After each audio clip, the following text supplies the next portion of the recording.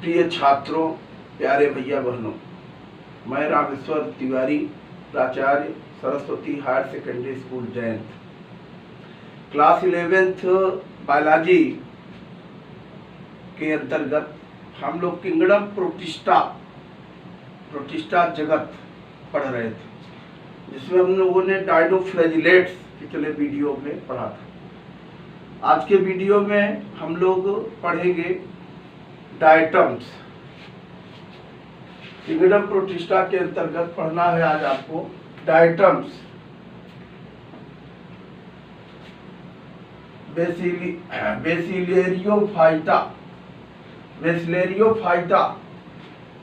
Phyta term लगता है, जब शब्द लगता है जिसका मतलब वो प्लांटी से रिलेटेड है, पादप से रिलेटेड है। पहले इनको एल्गी के अंतर्गत इंक्लूड किया गया था। एल्गी जो शैवाल हैं उनमें इंक्लूड किया गया था और इनको डिवीजन क्राइसोफाइटा के अंतर्गत इनको रखा गया था एल्गी समूह में। किंतु बाद में जो क्लासिफिकेशन आर.एच. व्हिटकर का आया, आर.एच. व्हिटकर ने 5 किंगडम क्लासिफिकेशन जब बनाया तो डायटम्स को भी इंक्लूड किया प्रोटिस्टा में। क्यों? क्योंकि ये these are unicellular eukaryotics, because these are unicellular eukaryotes. ये एक कोशिकीय यूकैरियोटिक सेल वाले थे, इसलिए इनको भी किंगडम प्रोटिस्टा के अंतर्गत इंक्लूड किया।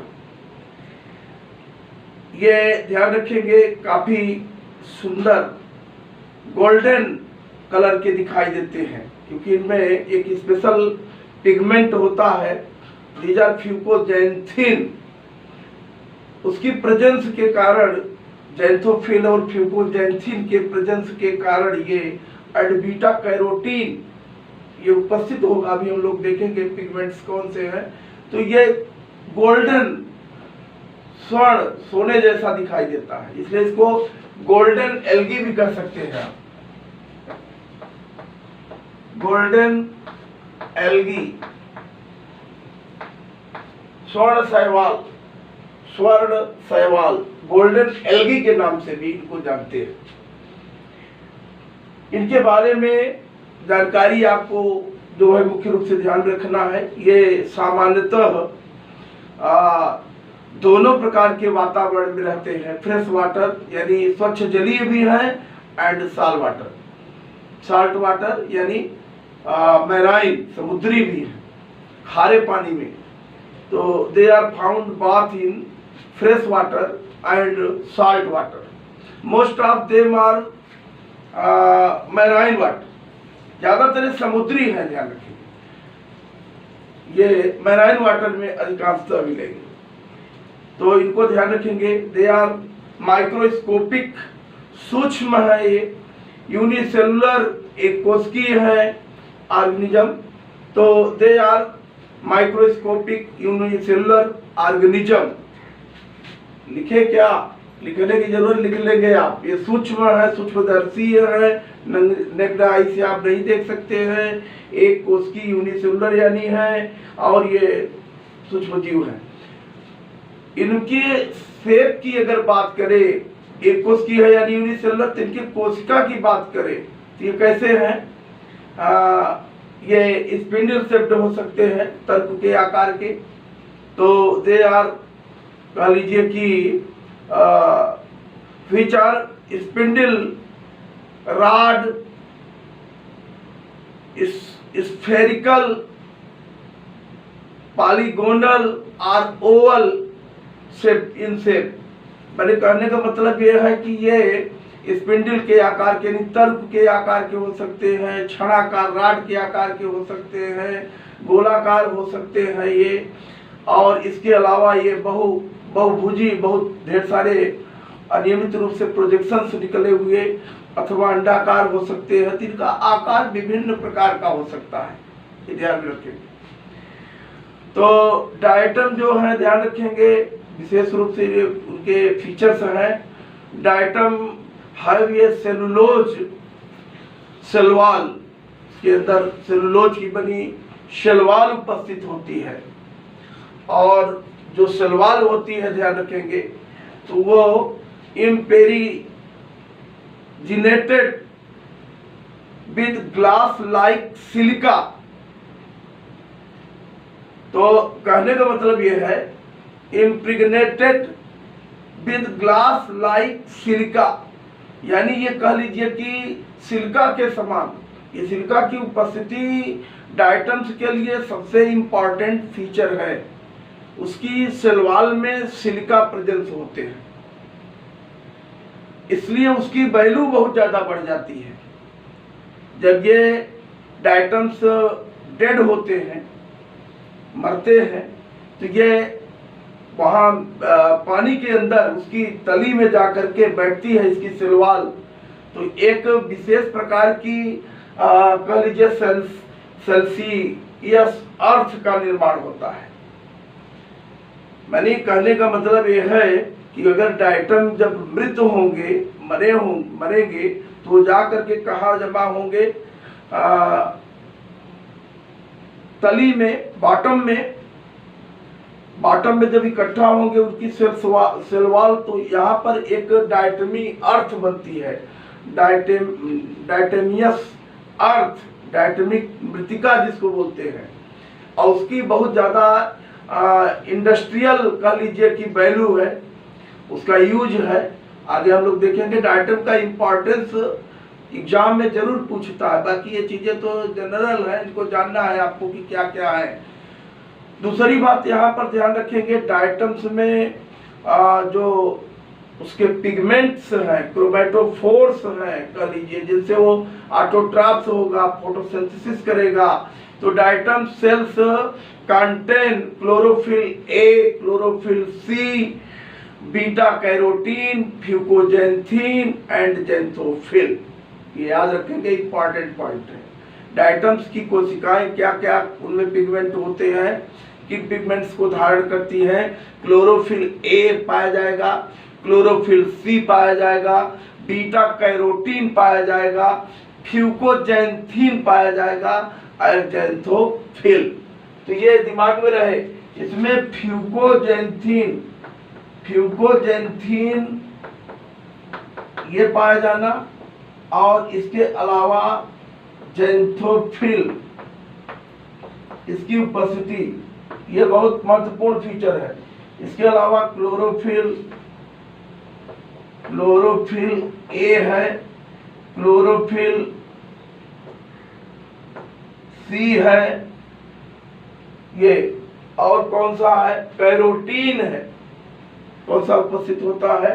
कैरोटीन पिगमेंट भी पाया जाता है, तो उसको भी आप ध्यान रखेंगे। कैरोटीन ये भी उपस्थित होगा। तो ये सारे पिगमेंट उपस्थित होते हैं, ये काफी महत्वपूर्ण फीचर है, ध्यान रखेंगे। इसके अलावा ये फीचर की हम लोग बात कर रहे हैं, जिनको आपको ध्यान में रखना है। ये पिगमेंट्स पाए जाएंगे, और इनमें जो फ्यूकोजेंथीन और कह लीजिए कि जेंथोफिल है, जेंथोफिल यानी पीले रंग का कलर, तो इनकी उपस्थिति के कारण जो है इनका कलर जो है गोल्डन दिखाई देता है, इसलिए ये गोल्डन एल्गी कहलाते हैं। ये काफी महत्वपूर्ण बातें हैं, इनको याद रखना है। इनमें जो रिजर्व फूड मटेरियल होता है वास्तव में वो फैटी ऑयल होगा या वालुटीन होगा। वालुटीन, फैटी ऑयल, ये दोनों ही क्या है? रिजर्व फूड यानी संचित भोजन। तो यहाँ पर ध्यान रखेंगे, fatty oil and volutin form of the reserve food of diatoms. Diatoms के अंदर ये रिजर्व फूड मटेरियल होगा, याद रखना पड़ेगा। ये भी महत्वपूर्ण पॉइंट है। तो इसमें जो महत्वपूर्ण बातें हैं उनको आपको याद रखना। अब देखिए, जो डायटम्स हैं इनको दो ऑर्डर में डिवाइड किया गया है, on the basis of cell shape. कोशिका भित्ति के आधार पर कह सकते हो, on the basis of cell shape the diatoms are divided into two orders. एक है, ध्यान रखेंगे, सेंट्रल्स,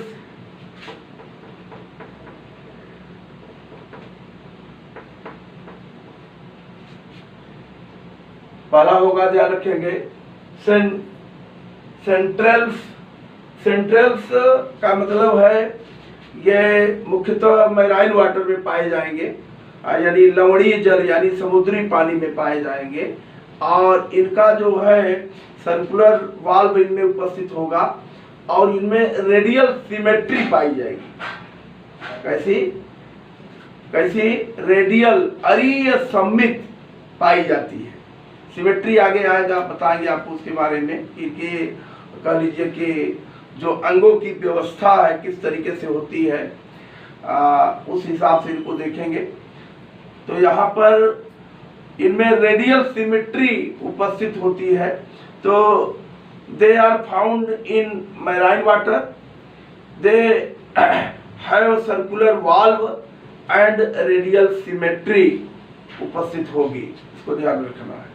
ये क्या कहलाएंगे? सेंट्रल्स इनको बोलते हैं। दूसरे होते हैं पिन्नेल्स।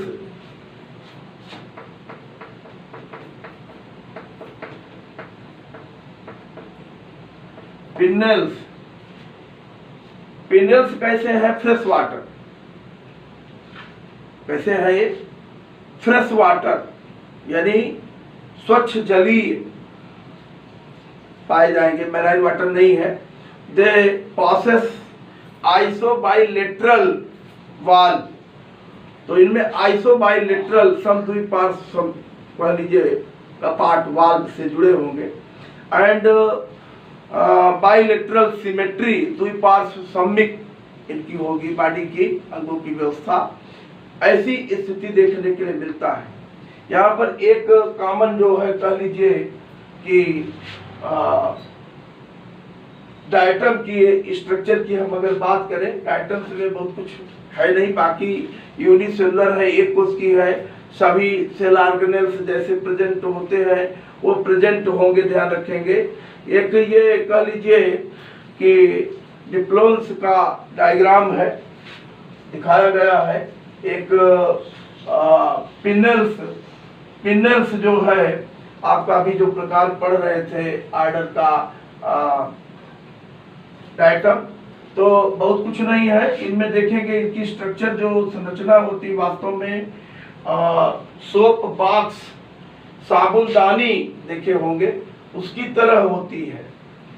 एक उसमें जो ऊपर की वाल्व होगी वो कहलाती एपिथीका, नीचे वाली जो होती है वो कहलाती है हाइपोथीका। ये दिखाया गया है। साबुनदानी का देखे होंगे दो ढक्कन, सोप बॉक्स, तो सोप बॉक्स में एक ऊपर रहता है ढक्कन जो खोलते हैं, एक नीचे, ऊपर वाला मान लीजिए एपिथीका, नीचे वाले को मान लीजिए क्या, हाइपोथीका। और ये वाल्व लगे रहते हैं और जहाँ जुड़ते हैं उसको रेटी कहेंगे। यहाँ पर डायग्राम में आप देख लें, बीच में ये सेंट्रल, उसमें एक नोड्यूल केंद्र में है, सेंटर में गांठ, नोड्यूल्स माने गांठ जैसी रचना से ये रेफी दिखाई गई है। उसमें फीसर्स माने उसमें दरार, खांचे होगी जहाँ से दोनों अलग होगी, और इधर पोल वाला सिरा, पोलर नोड्यूल्स। तो बहुत कुछ स्ट्रक्चर में नहीं है, किनारे किनारे ये जो दिखाए गए इस तरीके से उसके पिगमेंट्स हैं जो उनमें उपस्थित होते हैं। तो एक स्ट्रक्चर के माध्यम से थोड़ा सा उसको बताएंगे, बहुत कुछ है नहीं इसमें, इसलिए ध्यान रखना। सबसे ज्यादा ये ध्यान रखना कि ये जो डायटम्स है, जो महत्वपूर्ण बातें हैं उनको याद रखें। डायटम्स जो है ये फाइटोप्लैंक्टन है, पादप प्लवक। फाइटोप्लैंक्टन मीन्स होता है पादप प्लवक, यानी पानी में तैरते हुए बहुत सूक्ष्म जो कह लीजिए पौधे का भाग होता है, हिस्सा होता है, वो कहलाता है फाइटोप्लैंक्टन। और छोटे छोटे नन्हे नन्हे पौधे कह लीजिए, एल्गी कह लीजिए, ये फाइटोप्लैंक्टन कहलाते हैं। These are diatoms. ये क्या है? ये जो जलील में पाई जाने वाली फिशेस हैं, मछलियां हैं, उनके लिए ये भोजन है, वो सब इसी को ग्रहण करते हैं। तो ये कह लीजिए कि फोटोसिंथेसिस करेंगे, प्रकाश संश्लेषण करेंगे। ये ऑटोट्रॉफ्स होते हैं, बहुत कम ही सैप्रोफिटिक देखे गए हैं, कुछ सैप्रोफिटिक भी होते हैं जिनमें पिगमेंट नहीं होते हैं, बट ज़्यादातर जनरली अगर देखा जाए तो जो गोल्डन एल्गी हैं, जो आपके डाइटम्स हैं, ये ऑटोट्रॉफ्स होते हैं, फूड फॉर्मेशन करते हैं फोटोसिंथेसिस की प्रोसेस के द्वारा, क्योंकि इनमें आपने देखा कि पिगमेंट्स पाए जाते हैं, क्लोरोफिल्स पाए जाते हैं, उपस्थित होते हैं, तो ये भोजन बनाते हैं। और ये मछलियों के मुख्य रूप से जो फिशेस हैं ये भोजन करती हैं, कछुए हैं, ट्रायोनिक्स वगैरह, ये सब डाइटम्स को खाते हैं। डाइटम्स अगर देखा जाए, एक यदि ऐसा एक आंकड़ा एवरेज समझ लीजिए कि यदि 60 टन की एक नीली व्हेल है, ब्लू व्हेल जानते हैं कि ये लार्जेस्ट एनिमल है किस एनिमेलिया किंगडम का, जंतु जगत का सबसे बड़ा प्राणी है, जंतु है, एनिमल है ब्लू व्हेल। अगर ये 60 टन की नीली व्हेल है तो उसके अंदर अगर देखेंगे उसके एलिमेंट्री कैनाल के अंदर तो 2 टन डाइटम्स प्रेजेंट होंगे। अंदाजा लगा लें कि किस तरीके से ये फाइटोप्लैंक्टन है, किस तरीके से भोजन बनाते हैं। इंपॉर्टेंट पॉइंट है, इनको याद रखिए। तो दीज आर फाइटोप्लैंक्टन्स, ये पादप प्लवक, इसको याद रखना। रिप्रोडक्शन की बात इनमें मुख्य रूप से देखिए, जनरल वगैरह आपके सिलेबस में नहीं है, केवल जनरल बातें जाननी है इनके बारे में। डाइटम्स का इम्पोर्टेंस आता है ज्यादातर, और इसमें रिजर्व फूड मटेरियल क्या है, इनमें पिगमेंट्स कौन से हैं उपस्थित प्रेजेंट हैं, ये क्वेश्चन बनते हैं। सिल्का की जो उपस्थिति प्रेजेंस थी काहे में, शेलवाल के अंदर, वो सब महत्वपूर्ण इंपॉर्टेंट फीचर है, इनको याद रखना है। जो ग्लास लाइक सिल्का की बात की है, ये बहुत इंपॉर्टेंट बात। तो यहाँ पर ध्यान रखेंगे। अब इसके बाद में इसकी जो हम लोग जनन की अगर बात करें रिप्रोडक्शन के समय, तो सीधे सीधे चूंकि ये सेल वाल इनकी देख रहे हैं, दो उसमें बटी होती है, तो अपना ये निर्माण भी करते हैं। सेल डिवीजन जब होता है, कह लीजिए सेल डिवीजन की बात, जनन क्या, जैसे कि इसकी मान लीजिए ईपीथीका है, ये मान लीजिए ईपीथीका है, और ये उसकी हाइपोथीका है, तो ये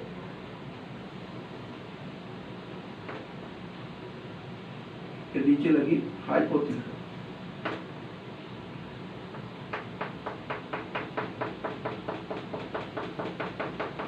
ये ईपीथीका है, मालूम है आपको, ईपीथीका, और ये हाइपोथीका है।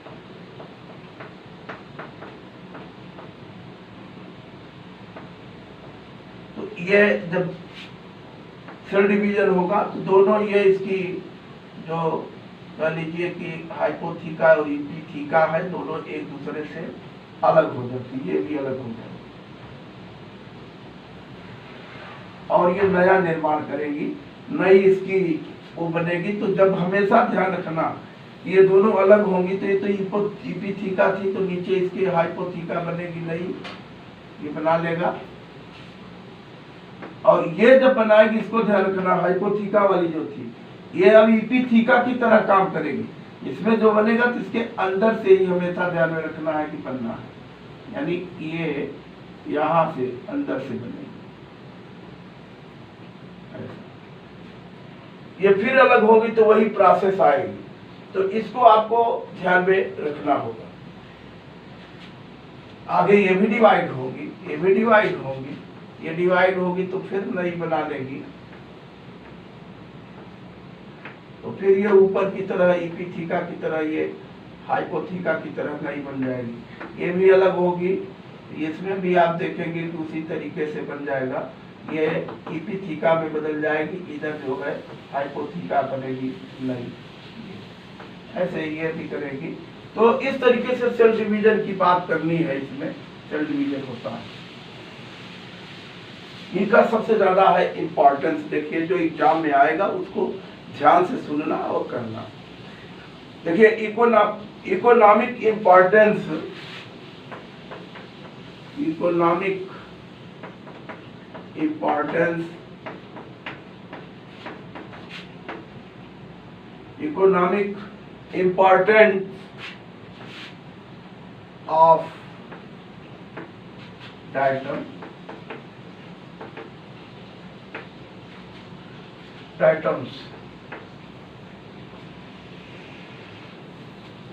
इनका काफी महत्व है एज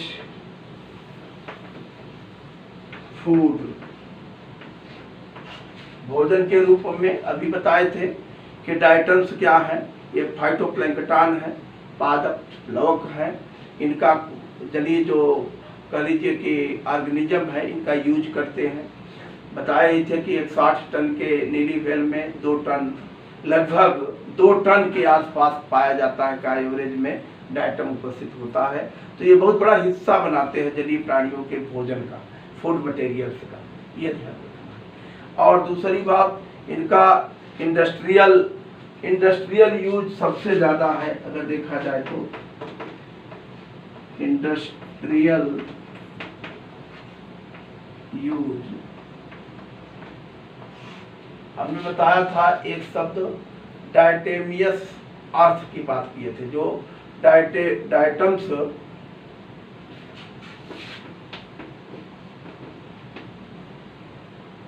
आपके जो डाइटम्स है, तो ध्यान देना, डाइटम्स डाइटिपोयम डाइटम, तो ये जो डाइटम है ध्यान रखेंगे तो डाइटोमियस अर्थ बनाते हैं, अर्थ।